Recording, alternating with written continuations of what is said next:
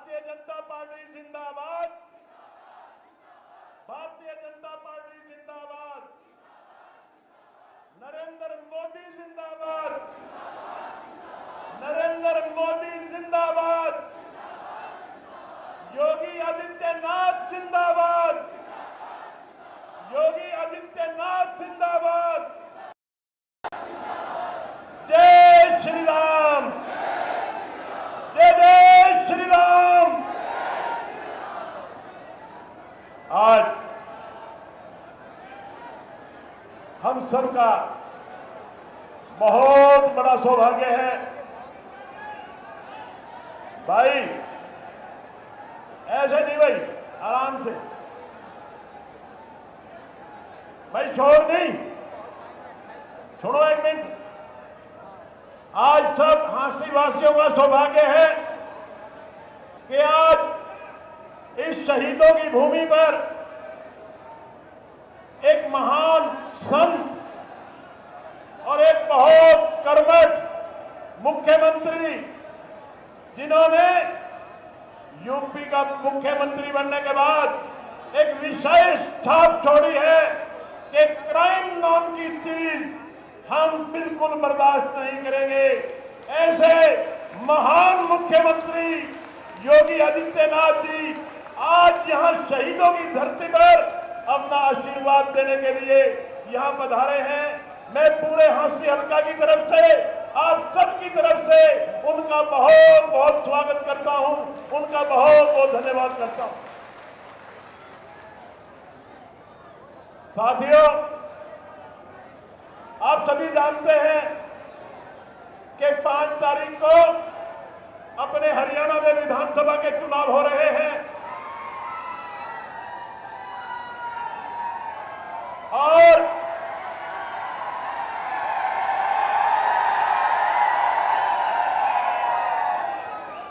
हम सबका परम सौभाग्य है कि आज एक महान संत, एक महान महंत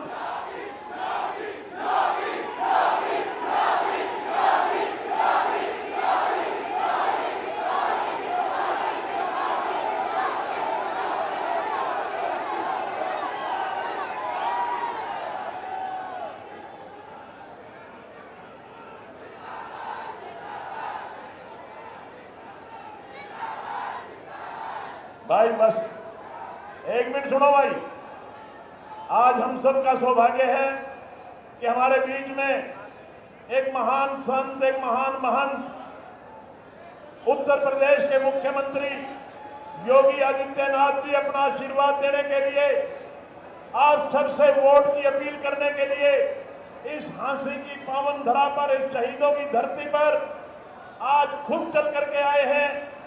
मैं जहां इनका धन्यवाद करता हूं, वहां आप सबकी तरफ से इनका वेलकम करता हूं, स्वागत करता हूं। साथियों,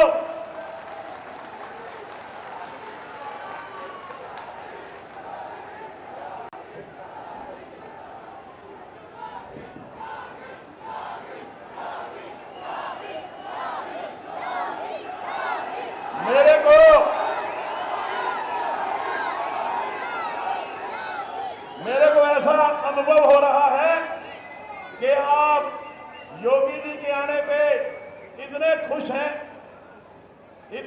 हैं जिसकी कल्पना नहीं की जा सकती। मैं समझता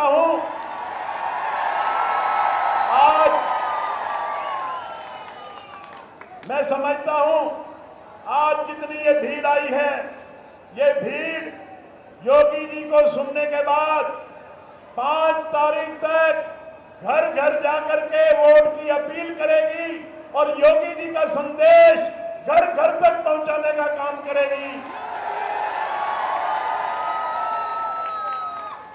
इसलिए मैं हमेशा आपके बीच में आता रहा, बोलता रहा, कोई गांव गली कूचा वार्ड छोड़ा नहीं, और मैं इसलिए लंबा आपके बीच में नहीं बोलूंगा। आज के हमारे रैली के संयोजक भाई नरेश यादव जी भी आपको बीच में संबोधित करके गए हैं, और मैं भी ज्यादा लंबा नहीं बोलूंगा क्योंकि मेरी और आपकी बातें खूब हो चुकी। मैंने आपको सुन लिया, आपने मेरे को सुन लिया। योगी आदित्यनाथ जी के पास समय कम है, बवानी खेड़ा से ये अपना संदेश देकर के आए, हांसी आए हैं और इन्होंने अब नारनौल जाना है। इसलिए मैं ज्यादा समय आपके बीच में और योगी जी के बीच में ना लेता हुआ सीधा सीधा माननीय योगी आदित्यनाथ जी से निवेदन करूंगा कि वो आए और अपना संदेश आप सबको दें। माननीय मुख्यमंत्री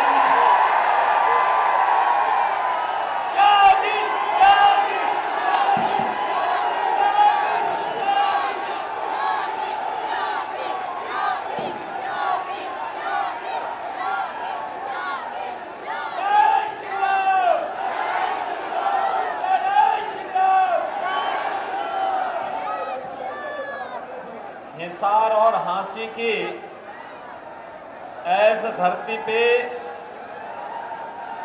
आप सबने न्यारी राम राम। भारत माता की, भारत माता की, भारत माता की। वंदे वंदे वंदे। भारतीय जनता पार्टी के जिला के अध्यक्ष श्री अशोक सैनी जी, कार्यक्रम के संयोजक श्री नरेश यादव जी, लोकप्रिय विधायक और भारतीय जनता पार्टी के लोकप्रिय प्रत्याशी श्री विनोद प्यादा जी, प्रवीण तायल जी, राजपाल यादव जी, श्रीमती नेहा धवन जी, श्री विनय जैन जी,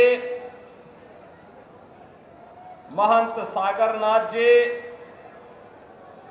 राजेश ठकराल जी, वेद नारंग जी और भारी संख्या में हांसी विधानसभा क्षेत्र में जुड़े हुए सभी मेरे उपस्थित बहनों और भाइयों, अपनी ऐतिहासिक धरोहर के लिए विख्यात असीगढ़ किला और लाल सड़क जैसी कई ऐतिहासिक साइट्स जिसके पास धरोहर के रूप में मौजूद हो, ऐसी हांसी की इस पावन धरा को कोटि कोटि नमन करते हुए मैं आप सबका हृदय से अभिनंदन करता हूं।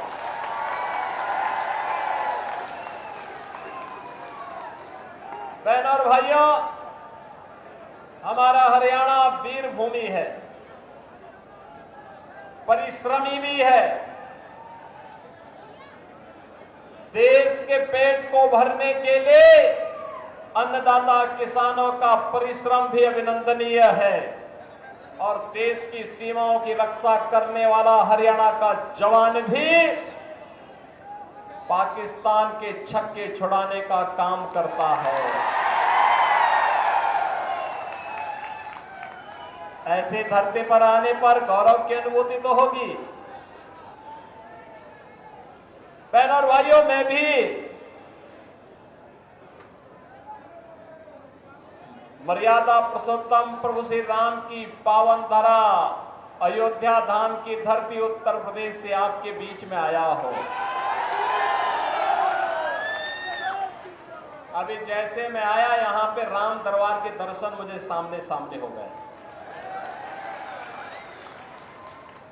छोटे छोटे बच्चे, कोई राम के वेशभूषा में, कोई लक्ष्मण की, कोई माता सीता की, कोई हनुमान जी के, ये सब के वेशभूषा में, कोई गुरु वशिष्ठ के वेशभूषा में, लेकिन कोई रावण के वेशभूषा में नहीं था। लगता है आपने तय कर लिया कि रावण, मेघनाथ और कुंभकर्ण की वेशभूषा में केवल कांग्रेस के लोगों को रहना चाहिए। बहनों और भाइयों, अयोध्या में 500 वर्षों का इंतजार समाप्त हुआ। अब अयोध्या में 500 वर्षों के बाद रामलला फिर से विराजमान हो गए हैं। जिस कांग्रेस ने अयोध्या में राम मंदिर के मार्ग में बाधाएं खड़ी की, जब पूरी दुनिया प्रफुल्लित है, उत्साहित है, तब कांग्रेस के ये बदनसीब नेता आज घड़ियाली आंसू बहा रहे हैं, कह रहे हैं कि अयोध्या में 22 जनवरी के फंक्शन में इतना भव्य फंक्शन क्यों हो गया। बताओ, हमारे प्रभु 500 वर्षों के बाद अपनी जन्मभूमि पर विराजमान हो रहे हैं। पूरा देश प्रफुल्लित है, पूरी दुनिया प्रफुल्लित है, लेकिन कांग्रेस के बदनसीब नेता आज भी इसको अच्छा नहीं मानते हुए आज भी घड़ियाली आंसू बहा रहे हैं। बहनों और भाइयों, जिनको अपनी धर्म और संस्कृति पर गौरव की अनुभूति न होती हो, जो भारत की परंपरा पर गौरव की अनुभूति न कर सकते हो, दुर्भाग्य से 1947 में उन हाथों में देश की बागडोर आने के बाद जो ड्रेल शुरू हुआ था, वह पहले अटल बिहारी वाजपेयी जी ने और फिर प्रधानमंत्री मोदी जी ने उसको संभाल करके आज एक नए भारत का दर्शन हमें करा दिया है। याद करिए 2014 में मोदी जी प्रधानमंत्री बने, 17 में उत्तर प्रदेश में भाजपा की सरकार बनी, डबल इंजन की भाजपा की सरकार। मात्र जो काम कांग्रेस 60-65 वर्षों में नहीं कर पाई, भारतीय जनता पार्टी की सरकार ने मात्र 2 वर्ष में वह 500 वर्षों की समस्या का समाधान करके अयोध्या में रामलला का विराजमान करवा दिया।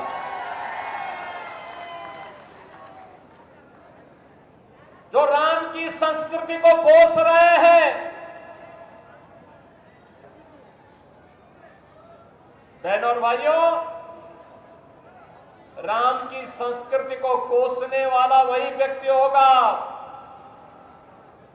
जो रोम की संस्कृति पर विश्वास करता होगा।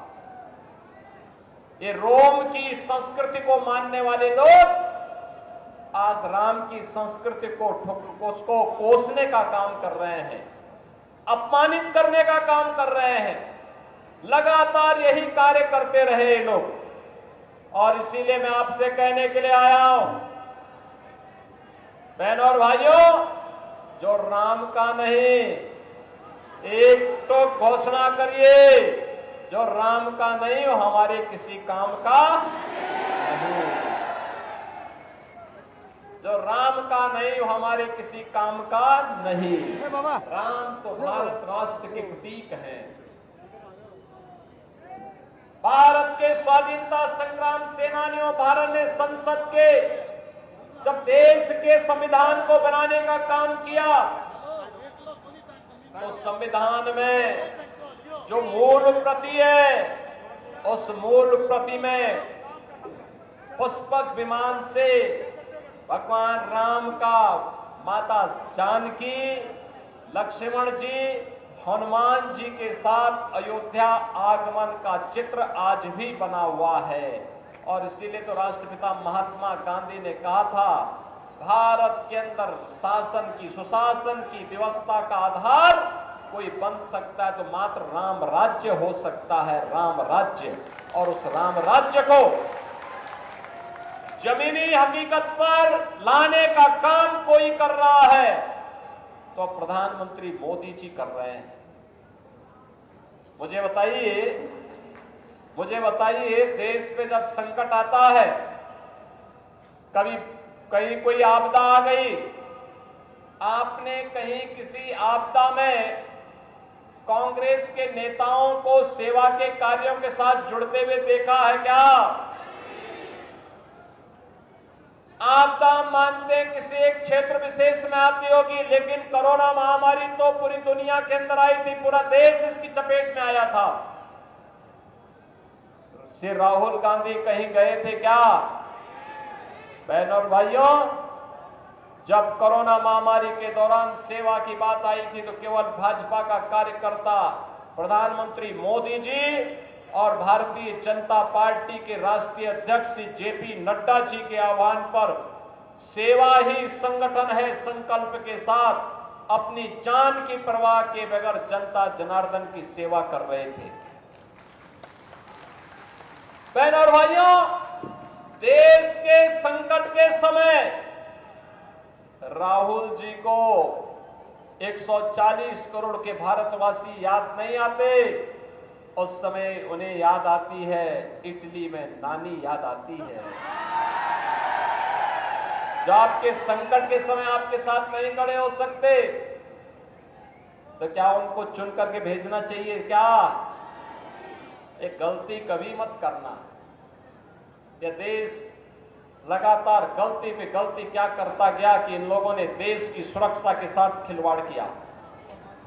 इन लोगों ने देश में आतंकवाद की जननी कांग्रेस, उग्रवाद की जननी कांग्रेस, नक्सलवाद की जननी कांग्रेस, भ्रष्टाचार की जननी कांग्रेस और माफिया और कांग्रेस तो ऐसे हैं जैसे एक दूसरे के पूरक बन गए हैं। चोली दामन का इनका साथ हो गया है। वह माइनिंग माफिया हो, वह वन माफिया हो, वह पशु माफिया हो या संगठित अपराध में लिप्त माफिया, इन सब के साथ इनका गठजोड़ है। ये जनता जनार्दन का शोषण करते हैं। भारतीय जनता पार्टी सुरक्षा का नाम है। भारतीय जनता पार्टी समाधान का नाम है। भारतीय जनता पार्टी बिना भेदभाव के विकास की योजनाओं को पहुंचाने का नाम है। भारतीय जनता पार्टी बिना भेदभाव के विकास की योजनाओं को हर गरीब तक, हर किसान तक, हर नौजवान तक, हर महिला तक पहुंचाने का नाम है। बहनों और भाइयों, मुझे बताओ, ये कांग्रेस के समय में किसान आत्महत्या करता था कि नहीं करता था? आज देश के 12 करोड़ किसान परिवारों को प्रधानमंत्री सम्मान निधि का लाभ प्राप्त हो गया है। कांग्रेस ने क्यों नहीं दिया, लेकिन मोदी जी ने दिया। 80 करोड़ गरीब फ्री में राशन की सुविधा का लाभ प्राप्त कर रहे हैं। 60 करोड़ गरीबों को 5 लाख रुपए की आयुष्मान भारत की सुविधा प्राप्त हो रही है। 12 करोड़ गरीबों के घर में शौचालय बन गए हैं। 10 करोड़ गरीबों के घर में उज्ज्वला योजना का रसोई गैस का सिलेंडर पहुंच गया है।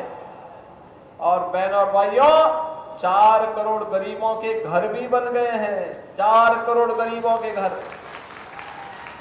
जो काम कांग्रेस 60 वर्ष में नहीं कर पाई, मोदी जी के नेतृत्व में, नायब सिंह सैनी जी के नेतृत्व में डबल इंजन की भारतीय जनता पार्टी की सरकार ने वह कार्य मात्र 10 वर्ष में हरियाणा के अंदर करके दिखा दिया है। आज यहां बड़ी अच्छी खासी चौड़ी 2 लेन, 4 लेन, 6 लेन की सड़कें हैं। IIT है, IIM है, एम्स है, 1 डिस्ट्रिक्ट 1 मेडिकल कॉलेज है, हर घर नल की योजना है। विकास की नई नई योजनाएं आ रही है। उद्योग आ रहे हैं, निवेश आ रहे हैं, नौजवानों के लिए नौकरी है, किसानों के लिए तमाम प्रकार की सौगात है। बहनों और भाइयों, ये काम आखिर कांग्रेस क्यों नहीं कर रही थी?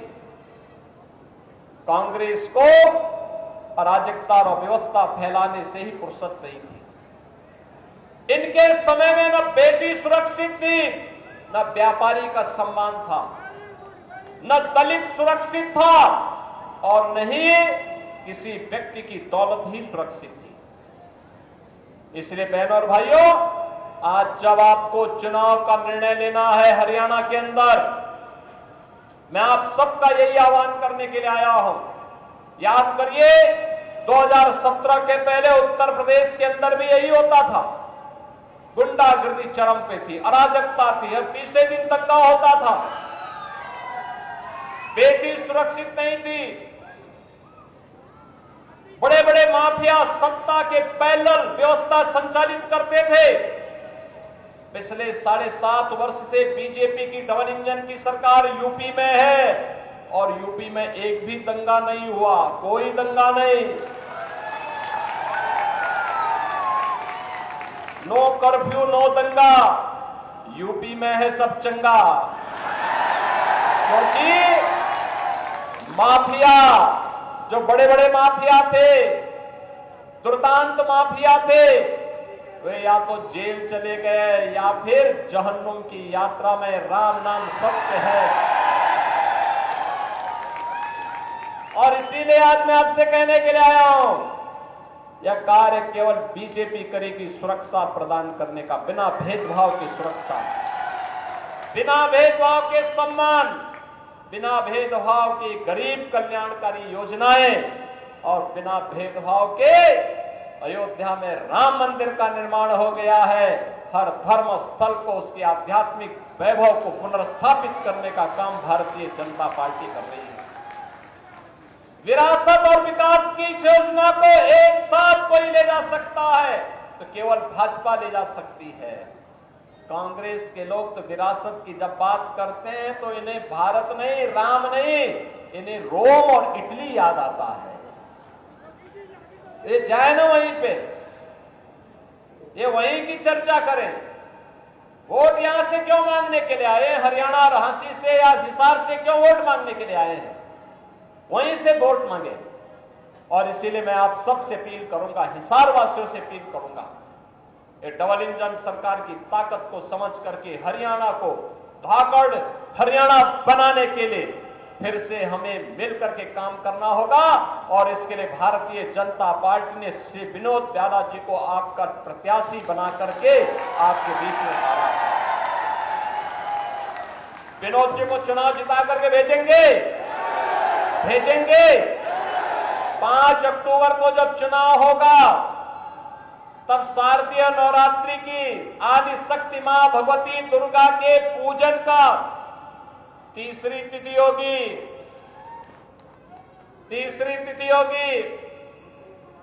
उस तिथि पर जगत जननी मां भगवती को साक्षी मान करके आह्वान करना होगा।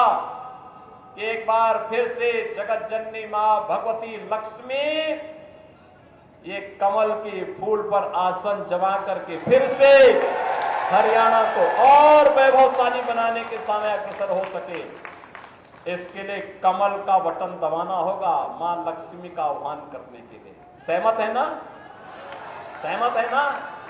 तो चुनाव जिता करके भेजेंगे। आपका उत्साह के लिए मैं आपका अभिनंदन करता हूं। जो उत्साह आप दिखा रहे हैं, बस इस उत्साह को 5 अक्टूबर तक बने रहने दीजिए। कांग्रेस की जमानत जब्त करिए।